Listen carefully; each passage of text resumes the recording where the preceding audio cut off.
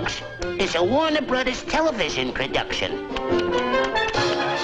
By 1932, every major movie studio in town had an animation department. Universal had Walter Lantz, RKO had Walt Disney, and Warner Brothers had Leon Schlesinger, a producer who had no previous experience in cartoon animation. In 1919, he founded the Pacific Art and Title Company, which provided beginning and ending titles to films. It was rumored that Leon funded the first talkie, The Jazz Singer, for Warner Brothers. As a thank you for his financial support, he got to be the producer of their animation department in 1930. He assumed production from his subcontractors Hugh Harman and Rudy Ising, who had created a character called Bosco.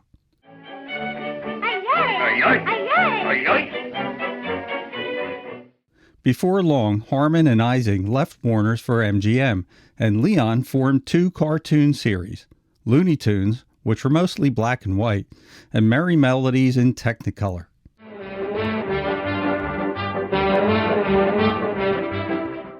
He desperately needed characters and animators, and he also needed a larger studio. He found a ramshackle clapboard building used by gardeners and custodial staff on the Warner's lot, where they stored cleaning supplies and brooms and lawnmowers. It had no heat, no air conditioning, but plenty of insects, especially termites. So when the animators were moved to the dilapidated building, the crew named the place Termite Terrace, with love, of course. One of the first animators hired was Fred, better known as Tex Avery. Fred was born in a small Texas town on February the 26th, 1908. He got his start in animation working at Walter Lantz Studios as a cell washer and then an inker, and was given the name Tex when his workmates found out about his birthplace. He soon worked his way up to animator and worked on Oswald the Lucky Rabbit cartoons from 1931 to 1935. It's a dish that he's invented, get a load of this. Fred lost the sight in his left eye due to a paperclip fight with other animators. Some people believe it was his lack of depth perception that gave him his unique perspective on animation and bizarre directing style. He was let go from Walter Lantz Studio due to a salary dispute, and then went over to the Leon Schlesinger Studio. Once there, he persuaded Leon to let him run his own production unit and make cartoons the way he wanted them. Schlesinger then sent Avery's new animation team to the dilapidated building on the Warner Brothers backlot. Avery's unit was assigned to work mainly on the black and white Looney Tunes cartoons instead of the Technicolor Merry Melodies shorts, and soon christened their workplace Termite Terrace. New iconic characters were being created at Schlesinger Studio.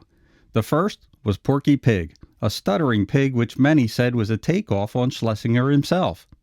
Listen, my children, and you shall hear the midnight ride of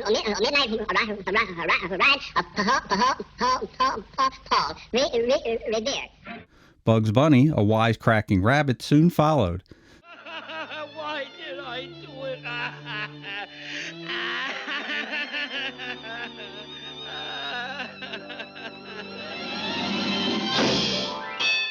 Then Daffy Duck, an unpredictable, easily excitable duck. It's me again.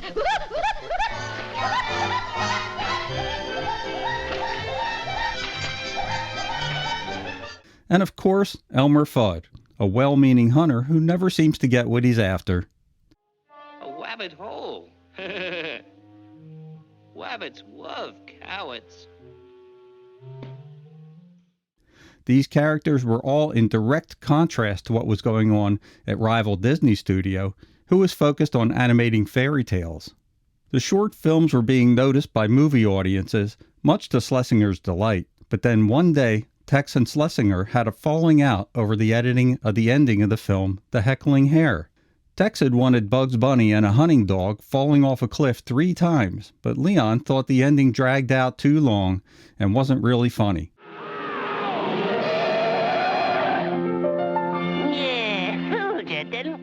So he edited out the original ending and suspended Avery without pay for 4 weeks.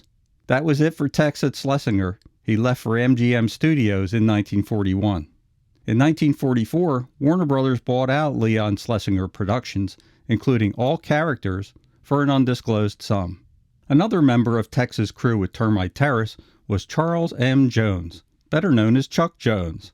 His father was a failed businessman. He would order stationery and pencils with the name of his latest business printed on them. When the new business failed, his dad gave the paper and pencils to his kids to use, so Chuck used his dad's throwaway supplies to take up drawing. He began his animation career in 1933 when he was hired as a cell washer with Schlesinger Productions. He soon worked his way up to animator and then director. He created Sniffles, a cute, curious mouse. The cartoons were cute, but Schlesinger and other studio heads didn't think they were very funny and were planning to fire him until Jones turned his future around with the making of The Draft Horse and The Dover Boys. Horses wanted for U.S. Army. Hey, I'm a horse. Jones had developed a technique of limited animation, which he would come to hate later in his career. Jones tried to unionize the animators and actively recruited them to join, as he was unhappy with recent salary cuts by the studio. Jones himself couldn't join the union, as he was a supervisor, but he would give pep talks to his staff at the union headquarters. During this period, he created some of his lesser-known characters, Claude Cat, Charlie Dog, Hubie, and Birdie, and a well-known amorous skunk named Pepe Le Pew, who debuted in the cartoon for Sentimental Reasons, which won an Academy Award in 1948. Les Pew! Affaire d'amour, affaire de quoi? Les quitter, quelle terrible odeur! Je ne sais quoi. Chuck then created Mark Antony and Pussyfoot, a bulldog and his kitten friend, Marvin the Martian, Gossamer, and Michigan J. Frog, a singing frog. With writer Michael Maltese, he most famously created The Roadrunner and the Coyote, a chase series that never runs out of steam.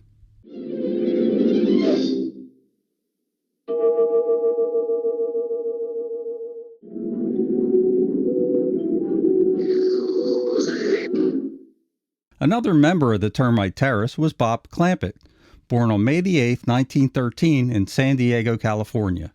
Being a bit of a rebel, Clampett quit high school months shy of graduation. He joined the team of Harmonizing Studio in 1931 and worked on the first Merry Melodies cartoon, Lady Play Your Mandolin. He also worked on the short I Haven't Got a Hat, which introduced Porky Pig to the world. When Harmonizing Studios broke their ties to Schlesinger Studios in 1933, Clampett stayed with Schlesinger and became a member of Tex Avery's team along with Chuck Jones. Clampett created the character Tweety, a little yellow bird who outsmarts his enemy Sylvester the cat. I thought I tore a putty cat. I did. I tore a putty cat. Clampett left the Terrace in 1945 to pursue a career in television. His 15-minute puppet program, Time for Beanie, premiered in 1949. It was a hit with many people, including Albert Einstein and Groucho Marx. In 1962, Bob created Beanie and Cecil, an animated series based on Time for Beanie, which ran for one season and 26 half-hour shows with a total of 78 cartoons produced. Your very own.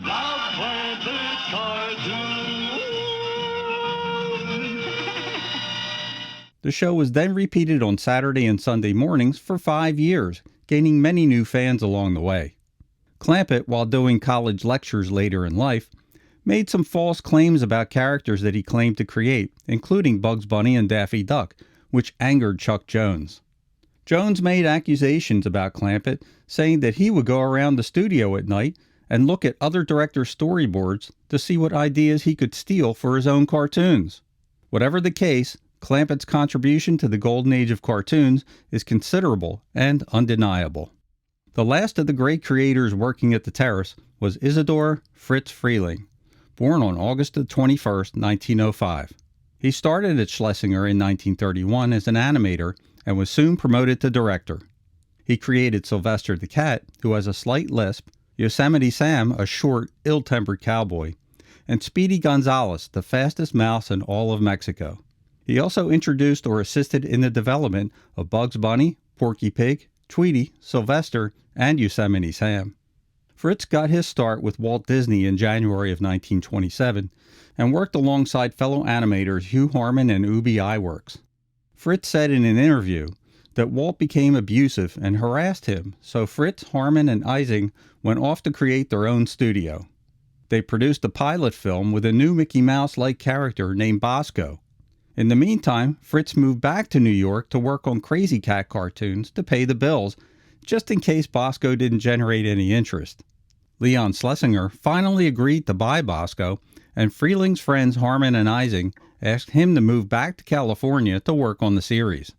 When Harman and Ising left Schlesinger Studios in 1933 over budgetary disputes, Schlesinger persuaded Freeling to stay on to fix some cartoons that Tom Palmer had directed and which Warner Brothers rejected. He was reluctant at first, but Freeling soon became Schlesinger's top director, introducing Porky Pig in I Haven't Got a Hat in 1935. Freeling was tough on his animators, but his unit consistently cranked out high-quality content.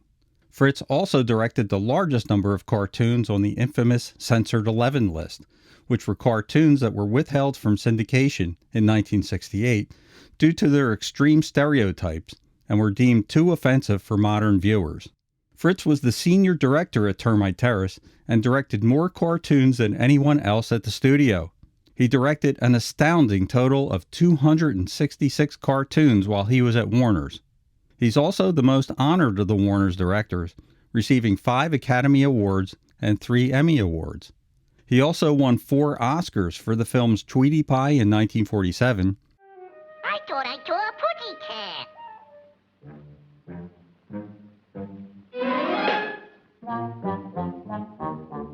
Speedy Gonzales in 1955.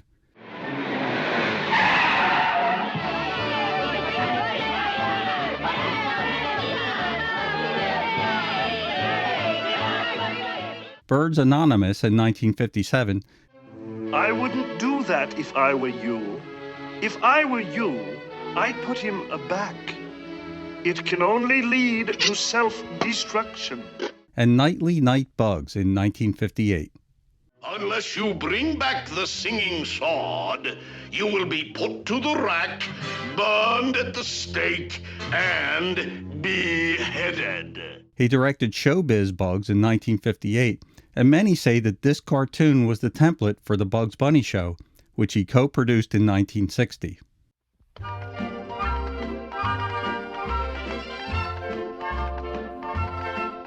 Along with Chuck Jones, Freeling dominated Warner Brothers Studio during World War II, concentrating mostly on Bugs Bunny and his other various cartoon creations. Although the master animators of Bugs, Daffy, and the rest are all gone, their talent and magic lives on, and we're better for it. Were you a fan of the Warner Brothers cartoons? Let me know in the comments below what are your favorite cartoon characters. And as always, this is Rich from Rerun Zone signing off.